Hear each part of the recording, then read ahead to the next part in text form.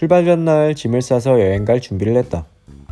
막상 많이 쌀 것들은 없었고 혹시 보고서 쓸 시간이 나면 하려고 노트북도 챙겨갔다.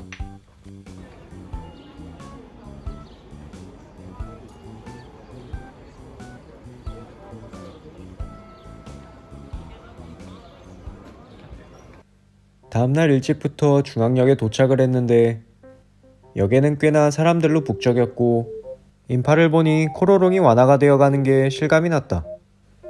사실 이번 여행은 여친이 한 달 드레스덴에 살 일이 있어서 나도 소도시를 체험할 겸 가는 거였다. 드레스덴행 열차가 와서 낑낑대며 짐들을 올렸는데 돈 내고 예약한 좌석이 있었지만 바보같이 완전 반대편에서 탄 거였고 이런 계단을 통해 캐리어를 반대편까지 옮기긴 귀찮아서 여친은 좌석으로 보내고 나는 그냥 여기서 짐을 맡았다. 사실 역까지 가는 길이 순탄치만은 않았는데 여친이 1년간 살았던 집을 나오면서 추가 비용이 70만 원이 나왔기 때문이다. 알고 보니 집주인이 실제 관리비를 알고도 낮게 책정해 계약을 한 거였고 결국 나머지 금액을 이제 와서 청구한 것이다. 여친 집으로 달려가 집주인과 만나서 싸웠는데 결국 집주인이 잘못을 인정하고 추가 요금의 반만 내는 걸로 합의를 봤다. 여친 다음으로 들어오는 세입자에게도 관리비를 낮게 책정하고 받았던데 싸우는 광경을 세입자가 타이밍 좋게 봐서 계약 내용을 바꿔줬다. 아침부터 싸우느라 정신적으로 지친 상태에서 도착을 했는데 드레스덴의 중앙역은 베를린의 중앙역과 비교하니 귀여웠다. 숙소로 가려고 트램을 타서 이동을 했고 남의 집에 잠시 지내는 거라 집 보여주는 건 좀 그래서 모자이크를 했는데 발코니도 있고 뻥 뚫린 뷰는 답답한 내 집 뒷뜰과는 많이 달랐다. 드레스덴이라는 도시는 크게 강을 끼고 강 남에는 구시가지가 있고 강 북에는 신시가지가 있는 것 같았다. 집에서 나서서 오늘은 강남인 구시가지부터 보기로 했고 큰 광장으로 들어왔는데 벌써 베를린과는 다른 느낌이 났다. 베를린에선 맨날 집, 헬스장만 왔다 갔다 하니 내가 유럽에 있는 게 맞는지 가늠이 가질 않았는데 이 도시는 확실히 내가 중세 유럽에 와 있는 듯한 느낌이 났다. 걷다가 보니 마찰길들이 많이 보였고 캐리어 끄면 바퀴 다 나가겠다는 생각도 하면서 드레스덴의 한강으로 왔는데 벌써 강가로 나온 걸 보니 구시가지를 다 봐버린 것 같았다. 도시가 작은 줄은 알았지만 짧은 내 다리로 3시간 만에 구시가지를 다 볼 줄은 몰랐다. 강북에 있는 신시가지는 볼 게 더 없다던데 내일 할 게 없으니 아껴보려고 월북하진 않았고 배가 고파 저녁을 먹으러 갔다. 그냥 눈에 보이는 아무 라멘집이나 들어가 봤는데 드레스덴에선 아무 음식점이나 가면 안 되는 줄 꿈에도 몰랐다. 라멘면은 수타를 쳐서 나오는 건가 1시간이 되어도 나올 생각을 하지 않았고 여친은 야키소바 나는 돼지고기 라멘을 시켰는데 돼지고기는 셰프가 잡수셨는지 보이질 않았다. 다시 갖다 달라고 종업원에게 말을 했고 그런데 이번엔 돼지고기를 넣어주고 면을 샤브샤브로 데쳤는지 밀가루 맛이 났다. 안 그래도 배가 고파 예민한데 순간 화가 나서 도저히 못 먹겠다고 하고 나와서 계산을 하겠다 했다. Ich habe gehört, es hat was nicht geschmeckt. Eine Stunde gewartet, kein Chashu bekommen, also kein Fleisch drin. Und dann, die Nudeln ist komplett roh, also kann man die überhaupt nicht essen. Also ist nicht essbar. Und die Getränke. Ich werde nur die für die bezahlen, ja? Also 그녀는 매니저의 허락을 받고 내가 원하는 대로 계산을 해줬다. 하지만 웃긴 건 이 집에 손님들이 꽤나 많았다는 건데 나만 밀가루 반죽을 받았나 보다. 아침부터 싸우고 굶주리고 드레스덴의 시작이 좋지 않았지만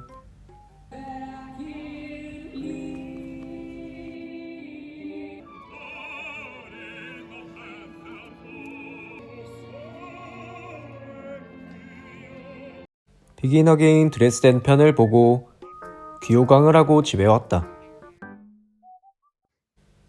전날의 구시가지를 다 보고 신시가지는 더욱 볼 게 없는 걸 아는다는 어디론가 전화를 걸었는데 Guten Morgen, ich würde gern mich und meine Freundin heute impfen lassen. 예약이 필요 없이 가도 된다는 말을 들어서 어차피 관광지는 하루만 더 있으면 다 보기에 백신을 맞기로 했다. 당일도 가능해서 바로 출발했고 가는 길에 아점을 해결했는데 여기 음식과는 인연이 닿지 않을 것만 같았다.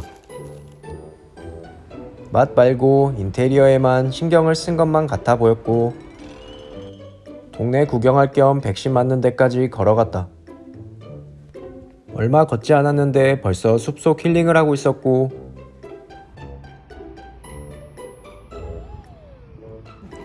허허 벌판을 걷다 보니 어느새 백신 접종하는 데 도착을 했고 20분의 기다림 끝에 Brustschmerzen oder Atembeschwerden, Herzrhythmusstörung auftritt, dann bitte gleich zum Arzt gehen. Alles klar. 1차보다 아픈 주사를 맞고 따봉을 올렸다. 백신 부작용으로 아플 수 있으니 빨리 장만 봐가기로 했고 그나마 도시 같아 보이는 시내로 들어왔다. 진통제 하나와 아시아마트에서 장을 봐서 든든히 저녁을 챙겨 먹는데 슬슬 졸리기 시작했다. 2차 때 부작용이 심하다는 사람이 많아서 잘 때 오한이 올까 따뜻한 옷이 필요했는데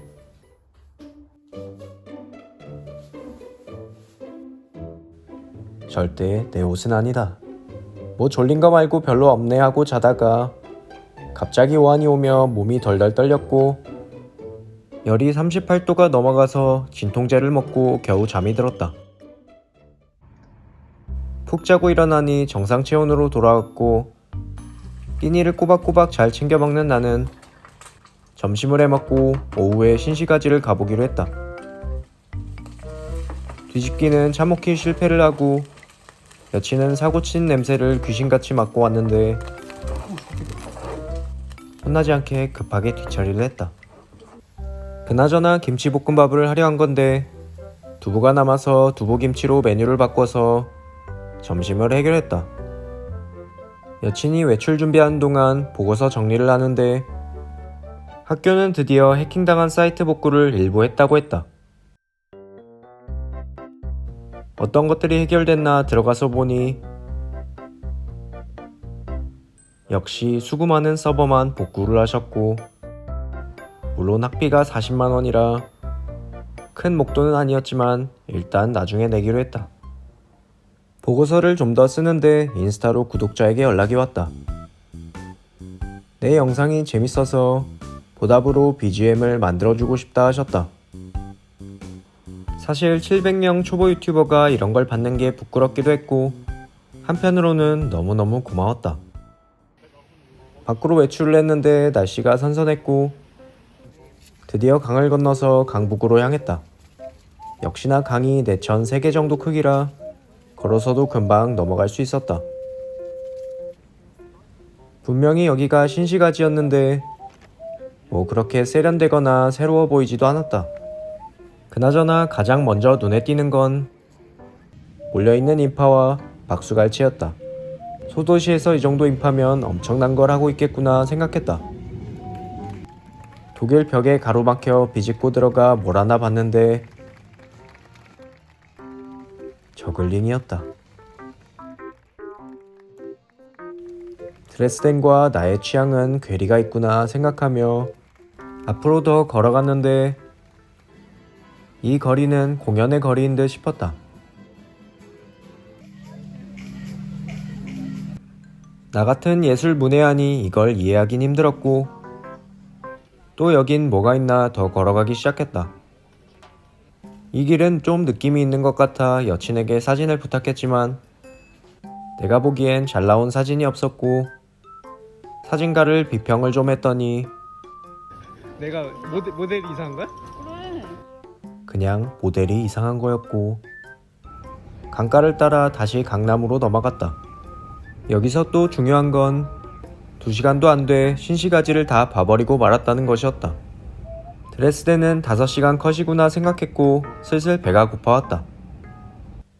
지금까지 외식을 성공한 적이 없어서 안전하게 세계 1등 버거집으로 왔는데 외관이 꽤나 멋있었다. 이번에 나온 시그니처 메뉴를 시켜봤는데 패티에 새우까지 내가 좋아하는 걸로 채워져 있었다.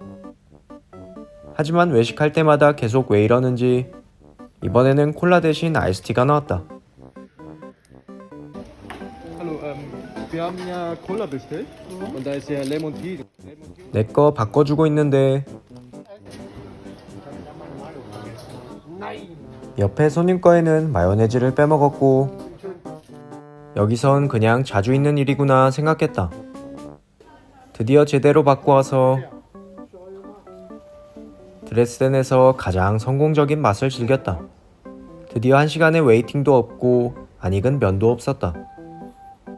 그나저나 도시도 다 돌고 슬슬 여기가 질리기 시작했는데 이렇게 드레스덴 여정은 끝나버리고 말았다.